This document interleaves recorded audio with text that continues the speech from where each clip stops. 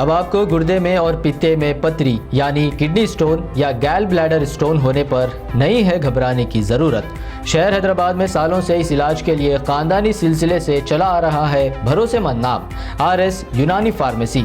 सच news के खबरनामे में आप सबका इस्तकबाल है। आज की सबसे बड़ी खबर आ रही रीना नाम की महिला के ऊपर, जहां रीना नाम की औरत दिल्ली के अंदर लोग स्टेशन से रेड लाइन मेट्रो चेंज कर रही थी, तभी उसकी साड़ी और बैग गेट में फंसकर वो मेट्रो के साथ घिसटती हुई काफ़ी दूर तक चली गई। इलाज के दौरान उसकी मौत हो गई। पिता की मौत के बाद अब मां को खोकर अनाथ हुए महिला के बेटे ने वो खौफनाक मंजर बताया है। आउटर दिल्ली के नागलो इलाके में रहने वाली एक औरत की मेट्रो प्रशासन की लापरवाही के चलते मौत हो गई। मामला बीते थर्सडे का है। महिला अपने 10 साल के बेटे के साथ मायके जा रही थी। नागलोई से मेट्रो लेने के बाद वो इंद्रलोक मेट्रो स्टेशन पहुंची, वहीं से दूसरी मेट्रो में बैठने लगी, तभी औरत की साड़ी मेट्रो के गेट में फंस गई और मेट्रो चल पड़ी। इसकी वजह से काफी दूर तक मेट्रो के साथ प्लेटफॉर्म पर उस औरत को घिसटना पड़ा। इस दौरान स्टेशन पर पैसेंजर्स चिल्लाते रहे, मगर मेट्रो का दरवाजा नहीं खुला। मेट्रो ट्रेन प्लेटफॉर्म से आगे निकल गई। वहीं गेट से फंसी औरत प्लेटफॉर्म के अंतिम छोर पर बने गेट से टकरा गई और मेट्रो ट्रैक पर जा गिरी। इससे महिला के सर पर गंभीर चोट आई। इसके बाद उसे सफदरजंग अस्पताल में भर्ती कराया गया, जहां सैटरडे को उसकी मौत हो गई। यह हादसा महिला के 10 साल के बेटे हितेंद्र के सामने हुआ है। इससे वो सहमा हुआ है। हितेंद्र ने बताया कि वो मां के साथ नानी की घर शादी में शामिल होने के लिए मेरठ जा रहे थे। 13 साल की बहन रिया घर पर ही थी जब वो लोग इंद्रलोक से मेट्रो ले रहे थे, तभी हादसा हुआ है। मां की साड़ी मेट्रो के गेट में फंस गई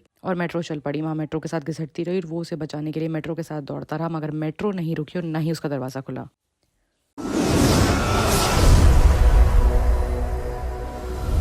वहीं बात अगर दूसरी बड़ी खबर की करें तो वो पटना के गोपालपुर से आ रही है, जहां पर 2 लाख कर्ज के बदले तकरीबन 93 लाख वसूल चुके थे। शिकायत की तो औरत को अगवा करके मार डाला। पटना के गोपालपुर थाने इलाके में बदमाशों ने प्रोफेसर की एनएम बीवी को गोली मारकर उसका कत्ल कर दिया। इस मामले में प्रोफेसर ने 3 नामजद लोगों के खिलाफ केस दर्ज किया है। प्रोफेसर का इल्जाम है कि पुलिस को लेकर शिकायत दी थी, इसके बाद भी सिक्योरिटी नहीं मिली, जिसका ये नतीजा हुआ कि उन्होंने 2 लाख का कर्ज लिया था, जिसके बदले उनको तकरीबन 93 लाख रुपए सूद के रूप में चुकाने पड़े। बिहार के पटना में एक प्रोफेसर की बीवी को बदमाशों ने गोली मारकर मौत के घाट उतार दिया। प्रोफेसर ने इसके खिलाफ याचिका दर्ज करी है। प्रोफेसर का इल्जाम है कि पुलिस ने भी उनका साथ नहीं दिया। उन्होंने शिकायत करी थी, पूरी बात बताई थी, इसके बाद भी उनको सिक्योरिटी नहीं मिली और इसी वजह से आज हादसा अंजाम आया है। ऐसे में पटना पुलिस अभी इस मामले में कोई भी जवाब नहीं दे रही है, लेकिन देखना यह है कि प्रोफेसर को इंसाफ मिलता है या नहीं।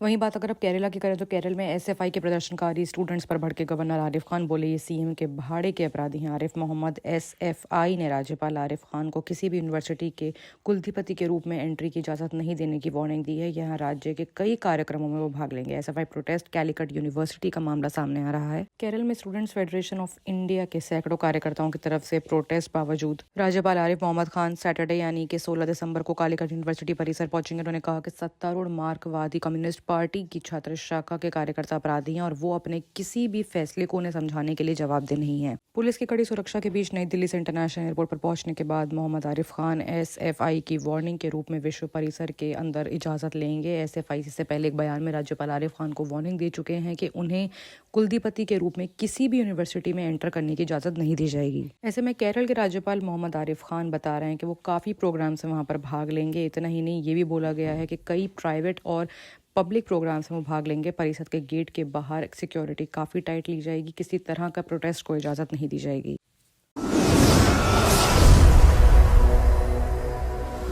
वहीं बात अगर महाराष्ट्र की करें तो महाराष्ट्र में एक्सप्लोसिव कंपनी में धमाका, 9 की मौत हो चुकी है, 3 लोग घायल हैं। यहाँ सेना के लिए बनते हैं हथियार, गोला बारूद होने की बिल्डिंग से दरखास्त कर दिया गया है। महाराष्ट्र के नागपुर के बाजार गांव में explosive company solar industries India limited में संडे को काफी तेज ब्लास्ट हुआ। इससे इमारत में आग लग गई, जिसमें 12 लोग इसकी चपेट में आ गए। वहीं पे 9 लोगों की मौत हो गई और 3 लोगों को अस्पताल में भर्ती करा दिया गया जो घायल है। मरने वालों में 6 औरतें और 3 मर्द थे। नागपुर ग्रामीण एसपी हर्ष पोधार ने बताया है कि ब्लास्ट कास्ट बूस्टर प्लांट में पैकिंग के वक्त हुआ है। धमाका इतना तेज था कि CBH-2 प्लांट की इमारत भी तहस नहस हो गई। इस फैक्ट्री में सेना के लिए हथियारों का निर्माण होता है, जिसके चलते भारी मात्रा में गोला बारूद मौजूद थे। वहीं ब्लास्ट के बाद जहरीली केमिकल पूरी प्लांट में फैल गया। इससे मौतों की तादाद बढ़ सकती है। बताया जा रहा है कि कंपनी नागपुर में अमरावती रोड पर बाजार गांव में रहती है और शुरुआती जानकारी के मुताबिक ये ब्लास्ट सुबह करीब 9 बजे हुआ है। बताया ये भी जा रहा है कि विस्फोट यानी बम उस वक्त हुआ जब विस्फोटकों को पैक करने का काम चल रहा था। बाकी की तमाम खबरों के लिए देखते रहिए सच न्यूज़।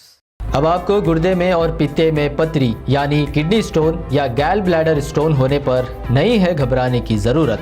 शहर हैदराबाद में सालों से इस इलाज के लिए खानदानी सिलसिले से चला आ रहा है भरोसेमंद नाम RS यूनानी फार्मेसी, जहां पर खास तौर पर पित्ते में मौजूद पथरी और दोबारा पथरी ना होने का किया जाता है मुकम्मल इलाज। आपको इस दर्द से हमेशा के लिए मिल जाएगा छुटकारा।